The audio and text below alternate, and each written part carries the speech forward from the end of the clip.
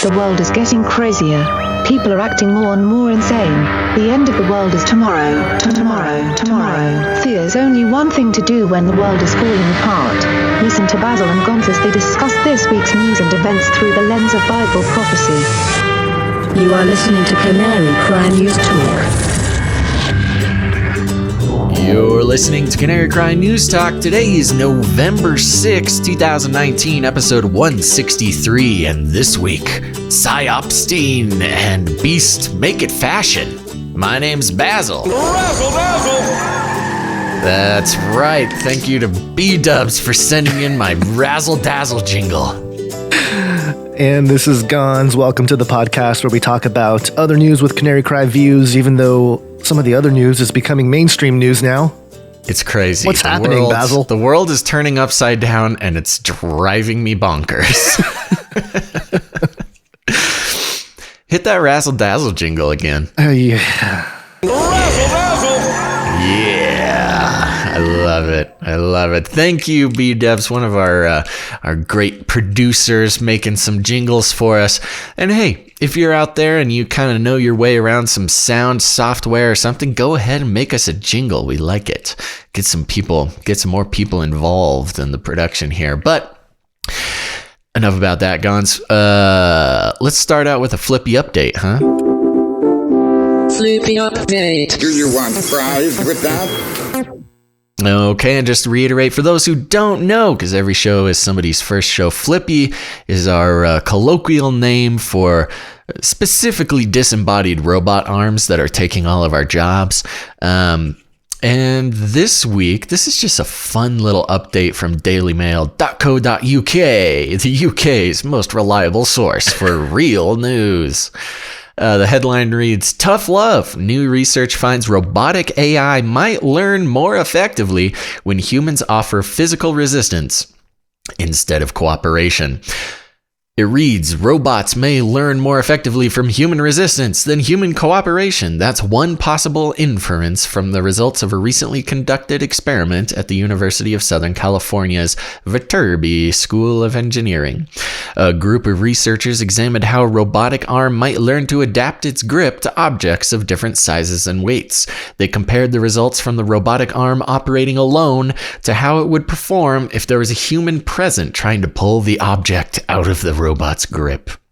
Surprisingly, the robots learned to adapt their grip much more quickly and effectively with an adversarial human in the picture than when they were left alone and had to figure things out with their own AI." Gonz! They are literally training the robots to fight humans, and they're making them faster, stronger. Yeah. I don't like them learning from our sort of, I don't know, resistance. Their physical resistance is like literally training the robots with an adversarial human. Someday we're all going to be adversarial humans, and then you'll be sorry. Yeah, well, even if you're nice to them, they might know way back in the early days, in the flippy days, in the laboratory, you abused my earliest ancestor. Some robot genetic memories making it through. You tried to take this bar out of my hand. Instincts kick in, yeah. That's right. And just to simplify, just to reiterate for people, they are training the robots based on human resistance. So, this is the beginning of the end, as had been the slow decline of humanity over the past few years. Yeah, quickly accelerating with these flippy arms that will be smarter and faster and stronger because they know how to deal with pesky adversarial humans. Yep. Okay. Gonz, I need to apologize to everybody. I made a huge mistake, and I like to think of this show as my accountability group. This morning I woke up and I ate 4 maple eclairs. 4 of them.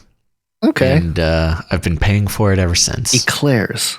Yeah, the cream-filled French pastry. Yeah. 4 of them. Is it the one with the chocolate on top? Yeah, somebody gave me a box of 6. 4? And I ate 4. That That is not healthy. That is. I'm filled. I'm pumped up with eclair energy. I feel so powerful. It feels. Is that why you were a little groggy when I first connected with you? You were really trying to get going. It wasn't. I do not feel good. I do not feel good in my heart. I do not feel good in my spiritual heart or my physical heart. Wow, that's commitment. I know. I bet you the fourth one it didn't even taste good. No, the last one was filled with shame. It was Just a mistake from the beginning. Something happened at the factory, and that one was not filled with delicious French cream. It was filled with shame. Now that shame is inside me. Well, you know who's laughing at you is Hillary Clinton. Oh, no. This was tweeted out by Hillary Clinton. She was on the Late Late Show with James Corden. And usually, we don't really talk about a lot of the mainstream news and we don't clip shows and stuff like that. But this one, it just crosses right into our milieu. Oh my gosh, I love this. We're gonna go ahead and play this. It speaks for itself. Yeah. And obviously, Rudy Giuliani is a key player in all of this, and you know him well from your time as a New York senator. Tell me, from your opinion, does his current behavior surprise you at all? Totally. Really? Yes. I mean, look, he was a tough guy. He was a mayor. He was mayor during 9/11. Yeah. I was a senator. I worked with him. And I don't know what happened. It's almost like aliens have seized his brain. Really? Yes. I mean, for the longest time, he was saying things that were demonstrably untrue. For example, he said Hillary Clinton was never at Ground Zero, never saw her. And then, of course, the internet started putting pictures of me standing next to him. Walking towards it. Walking, exactly. Yeah. And so I'm looking at that and I'm thinking, truly, he's been possessed. I don't understand when it happened, but it is a very clear case of a man who has gone over the edge, probably pushed. Yes. We need an exorcism. Yeah. Exorcism. You think we need an exorcism? Yes. We'll do that on the show. Rudy, if you're watching, it would be a great tape. So if you're playing Hillary Bingo at home, look at your cards now. And if you have aliens, 9/11, possession and demon exorcism, and Hillary suggesting somebody be pushed, off a referring ledge to the Hillary death count, you got bingo. So go ahead and send us in an email, and we'll get you your prize right away. Here's the thing. My audition just crashed. Oh, well, good thing we are professionals and record on two sides. Yeah, except the sound quality is going to be affected. Yeah, but this is why we do it. This is why we do the emergency. Do you want to restart it? No. Do you want to pause? I'm trying to get it to work. I'm getting the spinning wheel of death. Okay, you keep doing that, and I will bring up our first article. Okay. And we'll just keep a rolling, because we are under a time limit. Now, here's the thing. A while back on Canary Cry Radio, we had a guest on, the creator and sustainer of reallygraceful.com. This is, what do we use real names, Gons? What real names are we using here? Really Graceful. Really Graceful, That's yes. the name we're going to go with. There you go. That's the name. And she has a blog that deals with a lot of the stuff that we talk about. Indeed, everybody should go listen to the Canary Cry Radio episode with Really Graceful. Is within the last 10 episodes, I think. And on her blog here, Gons, here's the thing. You don't spend a lot of time on Facebook. I spend more time on Facebook than you do. Mm-hmm. And the Epstein didn't kill himself memes are getting out of control. We have lost control of the situation. Excuse me. It's gotten to the point now, for those who live under a rock, the past week or so, the word that Epstein didn't kill himself is getting out mainly in the modality of memes, and they're very funny. I enjoy them. Well, at least I did, and mostly in the meme of sort of fun facts. It'll say a fun fact, and then at the end it'll say Epstein didn't kill himself, and they're are literally hundreds of these. Oh my gosh. They just keep coming. And it was funny at first, and then it was noteworthy, and now it's just out of control. Literally hundreds of these things filling up the timeline on Facebook. I'm not saying stop doing it. I think everybody should continue. It's hilarious, no matter how frustrating it may be for people like me. But it's getting the word out there. But Really Graceful has a different view on things. Now, she's written a blog post here. I recommend everybody go check out reallygraceful.com. All sorts of good stuff there. This is November 6th, 2019 blog post titled, "And Epstein Didn't Kill Himself." Epstein didn't kill himself. PSYOP? Did that trigger you? No, that was great. I forgot we had a jingle for that, so good job. Except it's not going to be in stereo for our listeners. I'm sad. Oh, no, I'm sorry. We apologize ahead of time for the lack of our standard of quality in this one, tech problems. So she wrote a blog post, "And Epstein Didn't Kill Himself, PSYOP." She starts out with a pretty thorough examination of Epstein's career and how we got to this point. The too long didn't read, which she so gracefully put in here, reads, "A seemingly unassuming individual who came out of nowhere managed to weave a tangled web of connections with the rich and powerful of the world. This individual then purchased an island where he blackmailed the rich and powerful, but eventually he was arrested, released, arrested again, and then reportedly committed suicide in his jail cell." That everybody should be up on that. But then it continues. "Republicans and Democrats, men and women, boomers and doomers, regardless of our differences, everyone pretty much agrees on one thing.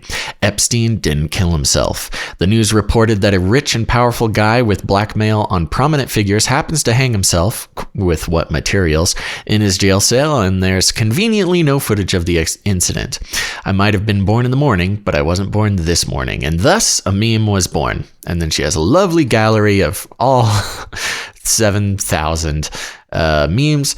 The memes ramped up about 3 months post-mortem, and they were funny, really funny. "When I first saw them, I thought to myself, this meme is reaching people who would otherwise regard questioning the official narrative as tinfoil hattery. Fabulous. After all, humor is a great brain lubricant to introduce ideas in a relaxed and enjoyable state. But as the days passed, I began to view "And Epstein Didn't Kill Himself" as something else entirely. It was still a joke, but it was a joke of a different kind. Firstly, "And Epstein Didn't Kill Himself," in quotes there, is doublespeak, for he could still be alive and out there. But from what I've observed, the common takeaway from that phrase is that he was murdered, since he had dirt on everybody. Secondly, regardless if Epstein killed himself, was murdered, or is drinking a Bloody Mary on the beaches of Tel Aviv, the effect is the same. Through the media cycle, we are being conditioned to accept that certain individuals are above the law. And lastly, the Epstein saga, as reported by the media, would lead one to believe that he committed all of these crimes himself, or maybe had some light assistance from his Mossad-adjacent gal pal, Ghislaine." Really Graceful. She's such a beautiful writer. Let me read that again. "And lastly, the Epstein saga, as reported by the media, would lead one to believe that he committed all these crimes himself, or maybe had some light assistance from his Mossad-adjacent gal pal, Ghislaine. All of the blackmail, all of the unspeakable things, and Epstein allegedly died, And since Epstein allegedly died, his deeds died with him. But that's not the truth, is it? And so I officially dub "And Epstein Didn't Kill Himself" a PSYOP, a multifaceted PSYOP that still makes me chuckle because the memes are excellent, but a PSYOP nonetheless. So, in case you weren't able to follow that, Really Graceful and a number of others, but we just like what she's done here, proposes... Now, everybody listening to this show is aware that it's probably more likely that Epstein's death was an extraction and not an actual suicide or a homicide. Yeah, nobody deceased in this situation. Probably extracted, so he can continue to run certain,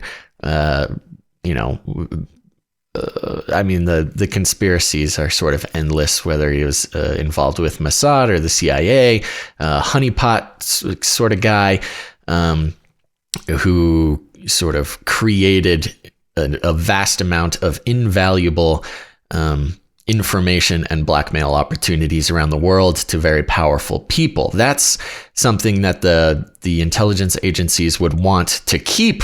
No reason to let that die or kill. Well, they would want to keep it. They would want to keep it going without the public sort of scrutiny of a guy who's running it. So exactly, and so we believe is very much possible that this was an extraction, and so it is really graceful, evidently. And this Epstein didn't kill himself psyop does assume that people involved in the meme making or the meme readery would be pushed in the angle that he is, as a matter of fact, dead. Right. It presupposes that he is dead. Right. There is no option of him being extracted. It's either he died via suicide or died via homicide, but he didn't kill himself. And that being a meme is definitely a little distraction or kind of a way to look away from the actual thing that might have happened, which was, again, as you mentioned, the extraction theory. And I think he may be dead. I think the murder is possible. I mean, too many suspicious things line up, and I don't need to review that for everybody. We've done it many times. But when things become super popular like this, and the two theories are either Facebook in general is allowing these things to exist, which would point towards a psyop, promoting it for everyone and getting really everybody involved in growing the whole meme. It's crazy. Never once have I experienced a meme or just a set of info or anything. Not even 9/11 memes go this far. I mean, it's literally hundreds of these things every day are generated and shared and boosted. So either they are breaking the Facebook algorithms meant to keep fake news down, which, they obviously claim to be working very hard at keeping fake news off the site. So either this sheer amount of Epstein didn't kill himself memes are breaking the Facebook algorithms, or Facebook is purposefully allowing them to be amplified. And if that's the case, a very good chance that this is a psyop. This was an NSA-style hybrid war psyops. Very good. Yep. Speaking of which, Babylon Bee had a very funny article, which I think is very poignant. Headlined, "Fringe Conspiracy Theorist Believes Epstein Just Killed Himself." It's now the fringe conspiracy thing to say that he did kill himself. Yeah. But there you go. Thanks, Babylon Bee. But answer my emails, Babylon Bee. I know you're listening. Stealing our ideas. All right, we got a new, I guess it's not a new segment, but we have a jingle to go along with it, and so I guess it's official. Yeah. Most modeling is kind of acting like a beast, but making it fashion. Beast. But then make it fashion. And if you don't understand that reference or that clip, ask your kids. Make it fashion. Make it fashion. New Atlas, not Atlantis. NewAtlas.com. Virgin Galactic unveils spacewear for commercial astronauts. Whee! Virgin Galactic has unveiled its new line of spacewear to be worn by the company's first commercial astronauts and passengers. The result of a 10-month collaboration with Under Armour, the Astro clothing consists of a high-tech base layer, flight suit, footwear, training suit, and a limited edition jacket. I gotta say, for a 10-month project, 10 months to come pretty up with unastounding to come up with a blue jumpsuit in 10 months with Under Armour, one of the biggest clothing brands in the world. Yeah, well, yeah, Under Armour, but also they were revealed at a New York catwalk event led by Virgin Galactic founder Sir Richard Branson, sporting the outfit he will wear for the company's inaugural commercial spaceflight. Based on input from doctors, astronaut trainers, pilots, apparel and footwear designers, engineers, and Virgin Galactic's future astronaut customers, the new spacewear is the balance between the practical, the aesthetic, and the marketable. Though Virgin Galactic is all very important things for space travel. Yes. Though Virgin Galactic has referred to the wardrobe as a spacesuit, it is in fact a flight suit without any ability to protect the wearer against the vacuum of space. Yeah, that's the marketing thing. It is a flight suit. It is meant to be worn inside the spacecraft. Yeah, the base layer, which is essentially an undergarment, is designed not to only provide a comfortable fit, but also better performance and blood flow in both high G and zero G conditions when the wearer is pressed against the acceleration couch or restraining harness.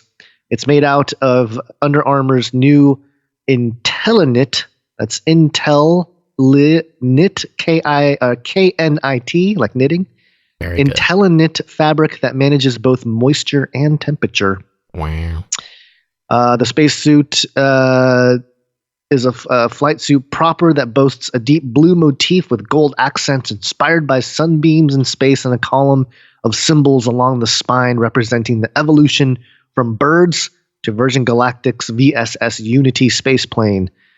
It's made out of Tensile Lux, Spin It, and Nomex for temperature and moisture control, so it remains cool and fast drying over a range of conditions. Basil, are you going to be sporting one of these Under Armour Virgin Galactic blue spacesuits? I wish. Unfortunately, I think I need to buy a ticket to space for $250,000 to get one of these things. So it is the most expensive jumpsuit you can buy. And you know what? It just looks like an Under Armour. Yeah, gig. it's really not impressive. It's fashion, Gons. It's fashion. Yeah, I guess it's beauty and simplicity and stuff. They're taking the pictures in this, I guess, like a hall, not a hallway, like a tunnel. Catwalk. It's a catwalk with the. I feel like they recorded a car commercial or something in that same thing there, but they have these like very artsy poses and stuff in there. It's very it's art. It's art. Well, what I like is this last paragraph here. Spacesuits are a part of the iconography of the first space age.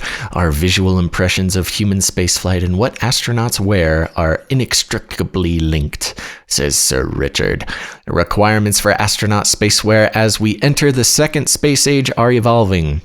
But the design challenge has not diminished. The design challenge of a jumpsuit. Looks just, Carhartt could have come up with something. We were delighted when Kevin and Under Armour stepped up to the task, and they have surpassed our expectations. Must have pretty low expectations. I love the way the spacewear looks, and I love the way it feels. I also love the fact that the next time I put it on, I will be on my way to space. So there you go. Yeah, we got the new space fashion. Space fashion. Space fashion, which is just a blue jumpsuit, apparently. Space travel, but make it fashion. Yeah, and Richard Branson, he's doing his thing, huh? He's going to be. Yeah. I'm really kind of interested and curious to see that whole space thing take place. We should be tracking the space race a little bit closer. It kind of died down, but between Elon, Richard Branson, and Bezos, it's a new space race, a corporate space race. Yeah. Yeah. All right, I got one more little update here, and I'm just going to go quick. Okay. Is it a because thing? It's just an update here. Okay. You can't take the quiz. CRISPR. You can't take the quiz. Cas9. Okay, coming out today, November 6th on NBCnews.com. Doctors try CRISPR gene editing for cancer, a first in the U.S. The first attempt in the United States to use a gene editing tool called CRISPR against cancer seems safe in the 3 patients who have had it so far, but it's too soon to know if it will improve survival. Doctors reported Wednesday.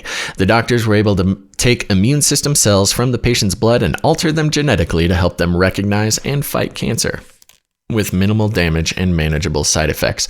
Sorry, that zipper you heard, I'm wearing a zipper shirt and it's choking me out. Because your neck is an inch you may have fatter heard today. I've been having a hard time talking today, it's because of 4 eclairs and a tight zipper shirt. The treatment deletes 3 genes that might have been hindering these cells' ability to attack the disease and adds a new 4th feature to help them do the job. And so we follow CRISPR pretty closely here. As far as the US goes, it's been very difficult for anybody to get approval to try CRISPR on anything substantial, at least in the healthcare world. So this is a big step for them to try it, to fight cancer. Of course, CRISPR has some transhumanist threats attached to it. We just don't know what's going to happen. CRISPR being the same tool that was used to clone some babies in China a while back, and other weird things going on around the world. So we'll keep an eye on this, see if it works, but all in the name of progress. Yeah, stop this progress. Stop this progress before it is too late. Very good. Okay. It's healing people. It is. It's healing people. Any last words before I take some time for plugs at the end here, Gons? I don't think so. I don't have my recorder going. It just crashes every time I try to open it now, so that's fun.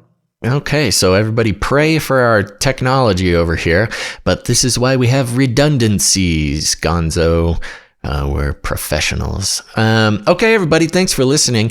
Now, here's the thing. If you are so sad that this is already over, you can head to patreon.com/CCNT for Canary Cry News Talk. That's patreon.com/CCNT.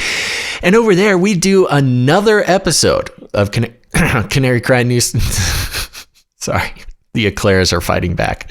We do another episode of Canary Cry News Talk every single week. That's double the Canary Cry News Talk. And you can get it over at patreon.com/CCNT. Today on the extended report, we're going to have another Space Pope Reptilian update. The Pope is up to more shenanigans, and also going to be talking about a little bit more Epstein stuff, but don't worry, it's important stuff. It's not just more memes. So you can get all of that by heading over to patreon.com/CCNT. And if you are out there and you've got friends and family and other loved ones who are getting all of their news from Facebook and the mainstream, you need to grab them by the cage and shake it. Aliens. I want to shake things up, stir up some controversy, rattle a few cages. Hey, stop that! You'll never silence me. I'm the last angry man, a crusader for the little guy. Leave the bird alone. Never. Rattle a few cages. Rattle a few cages. That's right, everybody. Go on out there. Tell them that Canary Cry News Talk is the place to be. Remember, don't eat 4 eclairs before you try to record a podcast, and head over to patreon.com/CCNT. Thanks for listening to this episode of Canary Cry News Talk, and make sure to tune in next time. But until you do, think outside the cage. Razzle dazzle. Razzle dazzle.